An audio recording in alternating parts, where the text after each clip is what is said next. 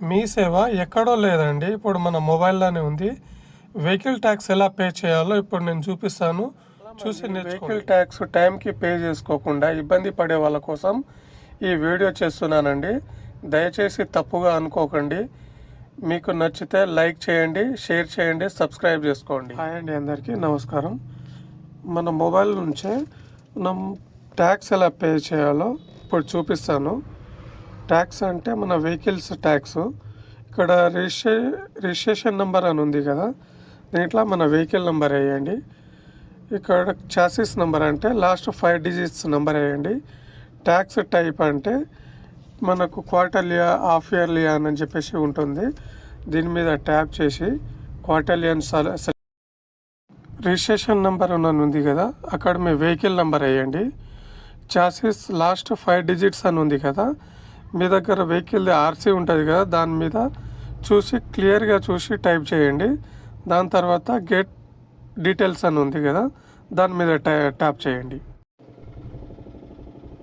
Get details అని కొట్టంగానే మనకు ఇక్కడ రిజిస్ట్రేషన్ నెంబరు, వెహికల్ ఏంటిది, వెహికల్ వెయిట్ ఎంత ఉంది, అండ్ ఓనర్ నేమ్ ఏంటిది, కెపాసిటీ ఎంత, సిట్టింగ్ కెపాసిటీ ఎంత అనేది చూపిస్తుంది. ప్లస్ ట్యాక్స్ ఎంత పే చేయాలి 3 మంత్స్కి, ఎంత పెనాల్టీ పడ్డది, టోటల్ అమౌంట్ ఎంత ఉంది, గ్రీన్ ట్యాక్స్ ఉందా లేదా అనేది మీకు చూపిస్తుందండి.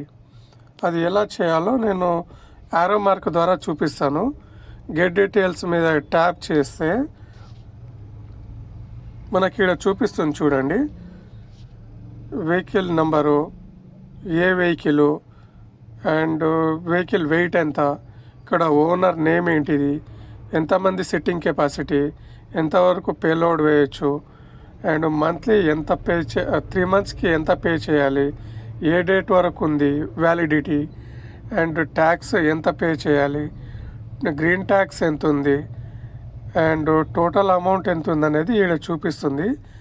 ఇవన్నీ చూసుకొని మనము సబ్మిట్ మీద ట్యాప్ చేయాలండి. లాస్ట్ థింగ్ నేను ఒకటి మర్చిపోయాను, ఇక్కడ మన మొబైల్ నెంబర్ ఇవ్వాలండి. మొబైల్ నెంబర్ ఇచ్చేసి సబ్మిట్ మీద ట్యాప్ చేసిన తర్వాత ఇలా వస్తుంది. ఇక్కడ చూపిస్తున్నాను చూడండి, ఇలా వస్తుంది. ఇంకోటి ఈ నెంబర్ ఉంది కదా, ఈ నెంబర్ని మీరు స్క్రీన్ షాట్ తీసి పెట్టుకోండి.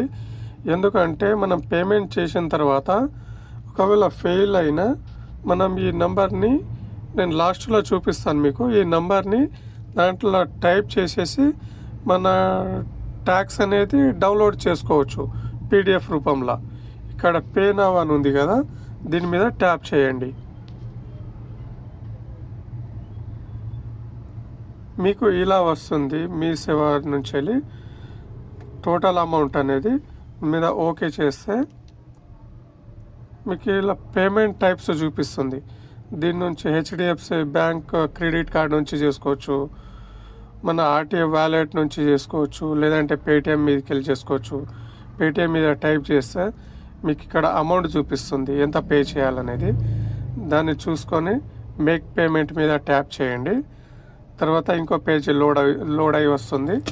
ఆ తర్వాత ఇక్కడ చూడండి UPI అని ఉంది కదా, దీని మీద ట్యాప్ చేయాలి. దీని మీద ట్యాప్ చేశాక దీని మీద మీరు దేని నుంచి పేమెంట్ చేయాలనుకుంటున్నారో దాన్ని సెలెక్ట్ చేసుకోండి. నేనైతే ఫోన్పేని సెలెక్ట్ చేస్తున్నా. ఆ తర్వాత ప్రొసీడ్ మీద వత్తండి. ప్రొసీడ్ అని ఉంది కదా, ప్రొసీడ్ మీద ట్యాప్ చేయండి. మీకు డైరెక్ట్గా ఫోన్పేకి తీసుకెళ్తుంది. ఫోన్పేలో ఇలా చూపిస్తుంది. మీ ప్రొసీడ్ టు పే మీద ట్యాప్ చేసి మీ ఏ బ్యాంక్ ఉందో ఆ బ్యాంక్ నుంచి పేమెంట్ చేస్తుంది. పేమెంట్ చేయట్లేదు, ఏదో మీకు చూపించడం కోసం అని చెప్పేసి ఇట్లా చూపిస్తున్నాను. నేను వేరే వెహికల్ పేమెంట్ చేశాను, అది చూపిస్తానండి. మీకు అప్పుడు చెప్పాను కదా లాస్ట్లో చూపిస్తానని, అది ఇక్కడ చూడండి చూపిస్తాను. ఇది ఉంది కదా, స్క్రీన్ షాట్ తీసుకోమని చెప్పాను కదా, దీని మీద క్లిక్కర్ అని ఉంది కదా, దీని మీద ట్యాప్ చేయండి. ట్యాప్ చేస్తే మీరు స్క్రీన్ షాట్ తీసుకున్నది అప్లికేషన్ నెంబర్ ఉంటుంది. ఆ అప్లికేషన్ నెంబర్ వచ్చేసి ఇక్కడ ట్యాప్ చేసుకోండి. నేనైతే కాపీ పేస్ట్ చేసుకున్నాను. ఈ అప్లికేషన్ నెంబర్ చేసుకొని ఇది మన వెహికల్ రిజిస్ట్రేషన్ నెంబర్ చేసుకోండి, ఇక్కడ చాసిస్ నెంబర్ పెట్టేయండి. ఆ తర్వాత ఇక్కడ ప్రింట్ అని ఉంది కదా, ఈ ప్రింట్ మీద ట్యాప్ చేయండి. మీకు డైరెక్ట్గా పీడిఎఫ్లో ఇదిగోండి ఇలా చూపిస్తుంది. దీంట్లో మీకు ఒక డౌట్ రావచ్చు, అప్లికేషన్ నెంబర్ ఎక్కడ ఉంటుంది అని. నేను యారో మార్క్ ద్వారా చూపిస్తున్నాను చూడండి. ఇది వచ్చేసి మనకు అప్లికేషన్ నెంబర్ అన్నట్టు. దీన్ని మీరు స్క్రీన్ షాట్ తీసుకోవచ్చు, లేదంటే డౌన్లోడ్ చేసుకోవచ్చు, లేదంటే పీడిఎఫ్ లెక్క చేసుకోవచ్చు. ఓకేనా అండి, అర్థమైందని అనుకుంటున్నాను.